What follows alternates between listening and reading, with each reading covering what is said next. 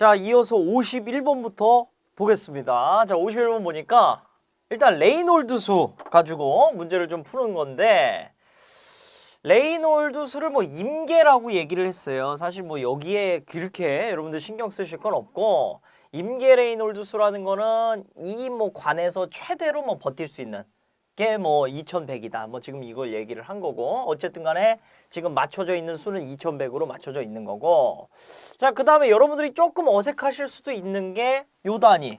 요 단위가 사실은 이거 사실 컴퓨터에서만 이렇게 그릴 수 있는 거예요. 이게 누입니다. 원래는 요거를 좀 표현하기가 어려워서 이렇게 한 번 더 이렇게 꺾죠. 그래서 요게 이제 누고, 누가 나타나는 게 뭐였냐면 바로 이제 동점성계수였어요. 그래서 여러분들 저게 만약에 구분이 좀 어렵다 그러면은 단위 가지고 구분을 해야 됩니다. 동점성계수라는 거는 항상 단위가 면적 단위를 시간으로 나누는 이러한 개념을 가지고 있어요. 자, 동점성계수는 면적을 시간으로 나누는 거죠. 자, 그리고 동점성계수 많이 쓰는 단위 중에 뭐 있습니까? 그렇죠. 스토크가 있어요. 그래서 스토크 같은 경우에는 요게 제곱센치 퍼 세크다. 요것도 좀 기억을 해줘야 됩니다. 아직까지 나온 적은 없지만은 좀 다른 저기 개론에서 나온 적은 있죠. 근데 방지례 기술에서도 충분히 나올 수 있어요. 지금 이 문제에서도 이렇게 누로 안 주고 뭐 메스톡이다 이렇게 줄 수도 있죠. 그랬을 때는 스톡이라는 거를 단위를 모르면은 문제 해결이 안 되기 때문에 스톡은 제곱센치 퍼 세크다. 이거 뭐 우리 수업 시간 때부터 계속 얘기를 했던 거죠. 암기를 꼭 해주시고. 자, 그럼 출발을 해볼게요. 결국 유속을 구하는데 레이놀드 수를 줬다. 자, 그럼 레이놀드 수 식을 좀 써보니까 얘는 직경의 유속의 밀도의 점도 이렇게 나누면 이게 레이놀드 수의 식이 되는데, 지금 여기서는 밀도하고 점도를 준 게 아니라 동점성계수를 줬죠. 동점성계수라는 거는 점도를 뭘로 나눠요? 그렇죠. 밀도로 나눈 게 바로 동점성계수다 이렇게 얘기를 했습니다. 자, 그렇기 때문에 점도를 밀도로 나눴다. 그럼 여기다가 요거 대신에 동점성계수 누 넣어도 되는 거잖아요. 그래서 D, V, 누 이렇게 하겠습니다. 그래서 여기다 좀 집어넣어서 해결을 해보자고요. 자, 레이놀드 수는 2100이라고 했고, 그 다음에 관의 직경이 15cm인데 요거 단위 맞춰야 되는데 여기는 제곱미터 퍼 세크고 그 다음에 여기는 센치로 원하고. 자, 그럼 뭐 여러분들 원하시는 대로 하면 되는데 저는 다 구한 다음에 다 미터로 구한 다음에 마지막에 센치로 바꾸는 게 좀 편할 것 같아요. 그냥 느낌상. 여러분들은 제 느낌은 처음부터 센치로 바꾸는데요. 편하신 대로 하시면 됩니다. 자, 저는 뭐 이렇게 해볼게요.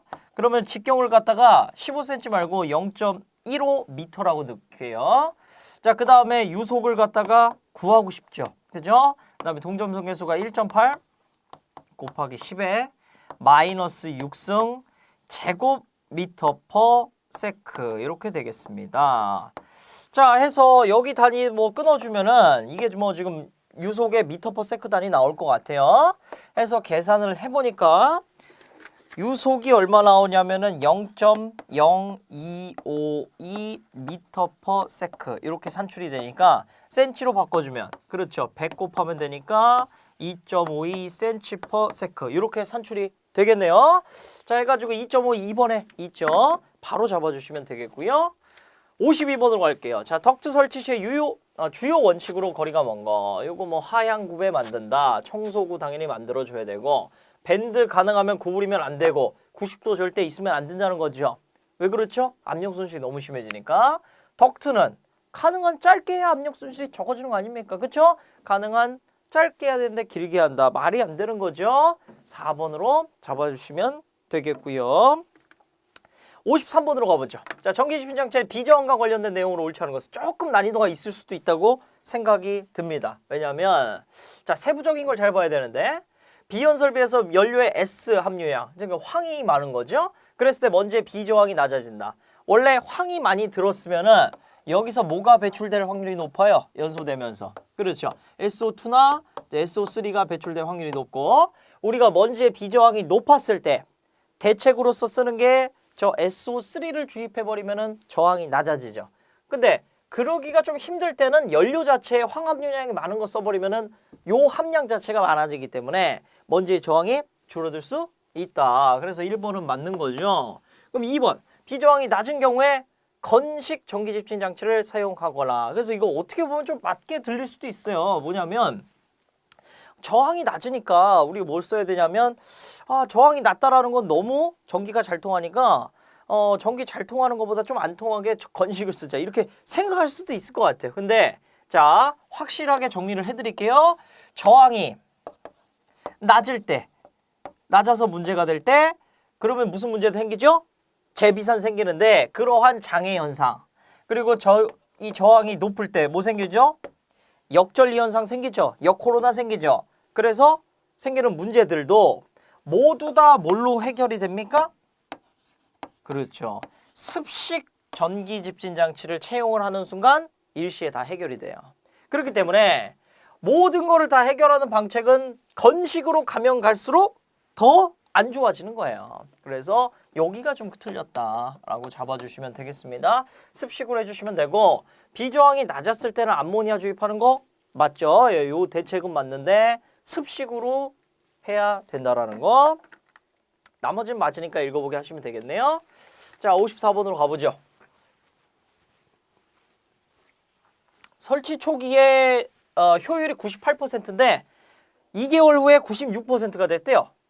먼지 배출 농도는 설치 초기에 몇 배인가? 자, 뭐 그림으로 하셔도 좋고 식으로 하셔도 좋은데 식으로 한번 해볼게요, 이번에는. 왜냐하면은 여러분들 필답형에서 이런 문제 만나면 이렇게 딱 정리하기 어려우실까봐 미리 좀 한번 보여드립니다. 필기 때부터 습관 들이기 위해서.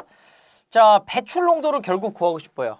그리고 배출 농도를 정확하게는 설치 초기 배출 농도를 갖다가 뭐 CO1이라고 한다면은 C 아웃풋의 5입니다. 그래서 CO2 이렇게 해서 요게 지금 몇 배 되는지가 궁금한 거죠. 그렇죠?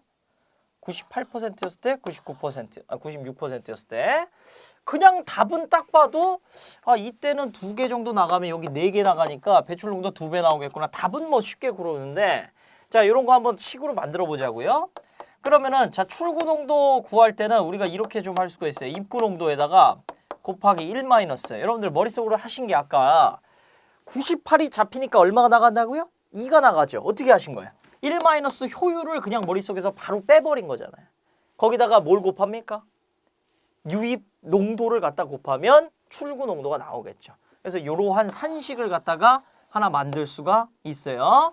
자, 그 다음에 여기서 우리가 원하는 거는 CO1하고 CO2를 구해갖고 그걸 몇 배 정도 커지는지만 확인을 해주면 되는 겁니다. 자, 그럼 보면은 CO1 같은 경우에 여기에 의거해서 CI 1-0. 처음엔 98. 그러니까 얼마로 나가는 거예요? 0.02 CI 이렇게 나가겠네요. 그죠? 그 다음에 CO2는 똑같이 구해보면 이렇게 되겠죠? 자, 이랬을 때 0.04 CI 이렇게 되겠네요. 그렇죠? 자, 그럼 결론 내겠습니다. 결론 CO1, CO2 이렇게 했을 때 C 0.04 CI가 되겠고 여기 0.02 CI가 되면서 결국 2배다. 이렇게 식을 깔끔하게 만들 수가 있겠네요. 그래서 1번으로 잡아주시면 되겠습니다. 자, 그 다음에 55번으로 넘어가 보죠. 다음 입자상 물질의 크기를 결정하는 방법 중에 입자상 물질의 그림자를 2개의 등명적으로 나눈 선의 길이를 직경으로 하는 입경을 갖다가 뭐라고 하죠? 2개 나누면 그냥 바로 마틴이다. 이렇게 잡을 수가 있겠네요. 그래서 1번으로 바로 잡아주시고 56번 가볼게요. 유해가스에 대한 설명 중에 가장 거리가 먼 것. 바로 좀 잡아줄 수가 있는 게 4번에 보니까 NO가 젓갈색이다. 이거 저 이론 시간에도 제가 강조를 좀 드렸었는데 NO는 무슨 색이에요? NO는 여러분들 딱 기억하셔야 되는 게 무색이고 냄새가 있습니까? 없습니까? 냄새가 없어요. 무취입니다. 그런데 얘가 NO2가 돼버리면은 그때는 색깔 생기나요? 색깔 생기죠. 바로 젓갈색의 색깔이 생기고요. 그다음에 자극적인 냄새, 자극취가 생깁니다.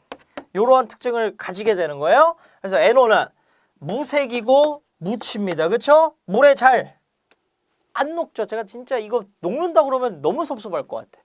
NO는 안 녹는다고 제가 누차 얘기를 했죠. NO 안 녹죠. NO2 녹습니까? 안 녹아요. N2 녹아요? 안 녹아요.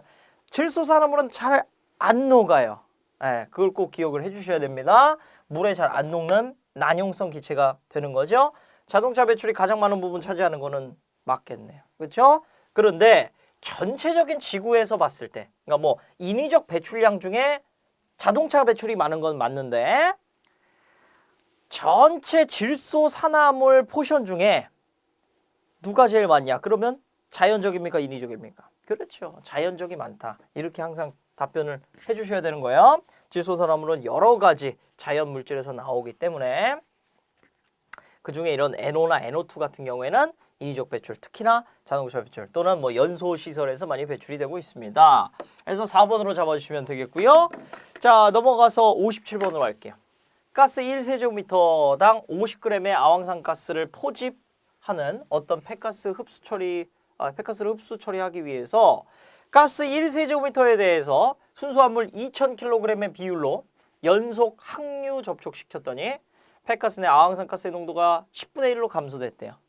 그러면은 뭐 10분의 1 감소하고 10분의 9는 나가는 거죠.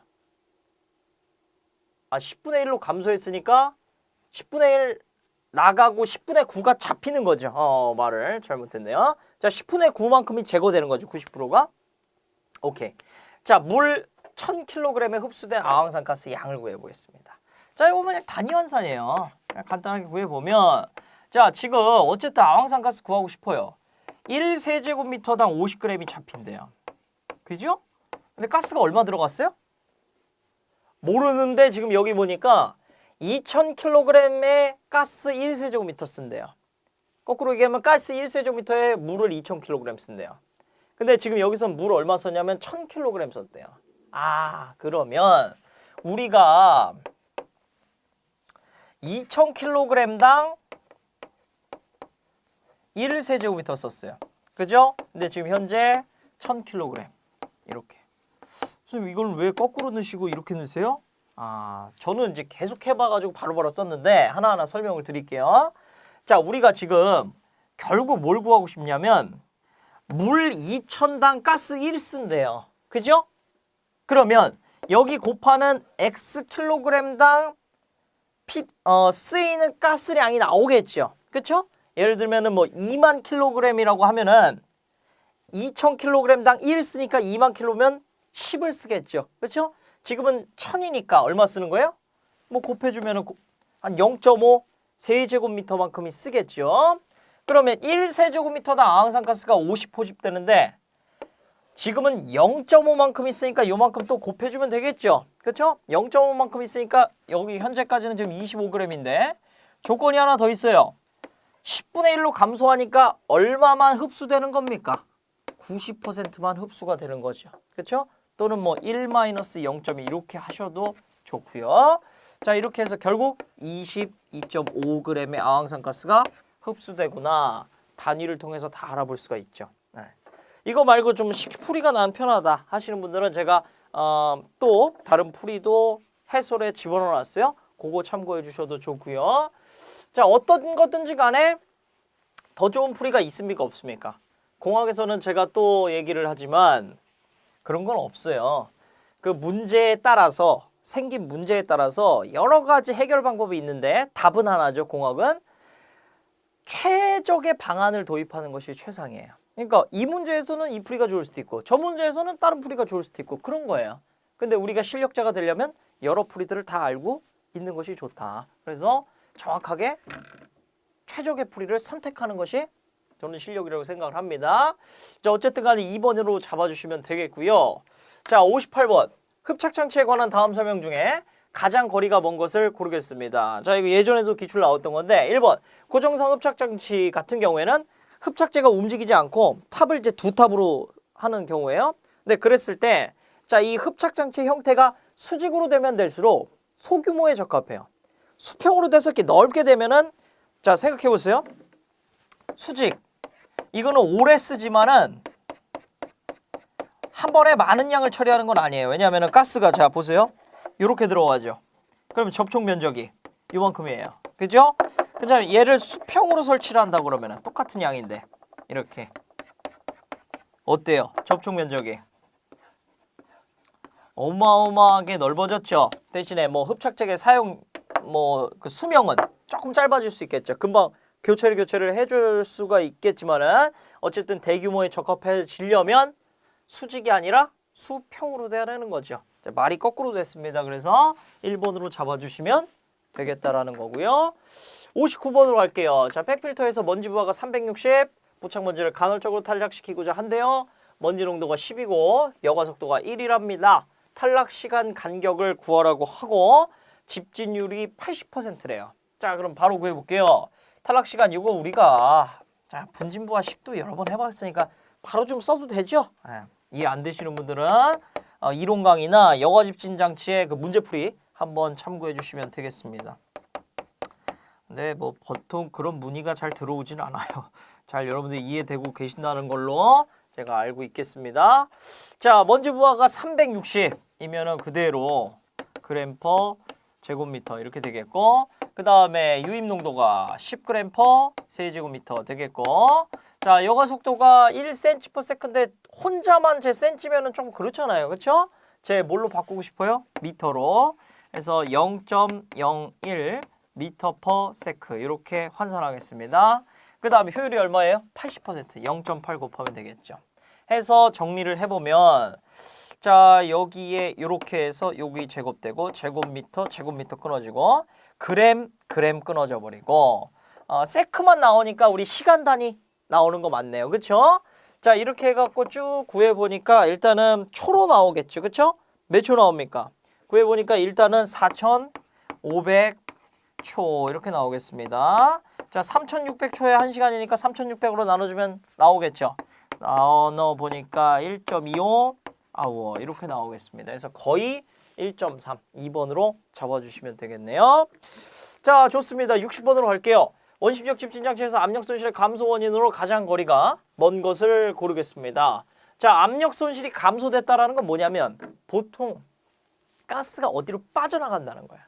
내가 원래 가는 길로 돌아가지고 먼지들은 제거되고 청정가스는 위로 나가는 이게 정상적인 상태고, 그런 정상적인 기류가 있어야지만이 어느 정도의 압력 손실이 유지가 돼야 돼요. 근데 그 기류가 불량이 됐다라는 거죠. 그런 상황을 지금 그런 상황이 아닌 것을 찾으면 되는 겁니다.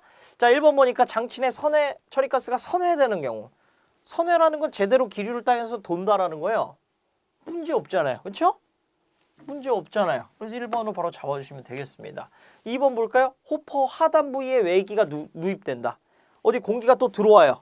그럼 원래 원심력대로 그대로 돌고 있는데 하단 부분에 공기가 들어와요. 원심력을 잃어버릴 수가 있겠죠. 그렇죠? 여러 가지 문제가 된다는 겁니다. 오히려 너무 많을 때 호퍼 하단 부위에서 이 기류를 추출하기도 하죠. 이걸 갖다가 블로우 다운이라고 얘기를 했었고, 자, 외통의 접합부 불량으로 함식가스가 누출된대요. 밖으로 빠져나간대요. 압력 손실 떨어질 수 있겠죠. 효율도 같이 떨어지고, 내 통이 마모돼서 구멍 뚫려갖고 빠져나간다. 압력 손실 감소될 수 있겠죠. 그렇죠?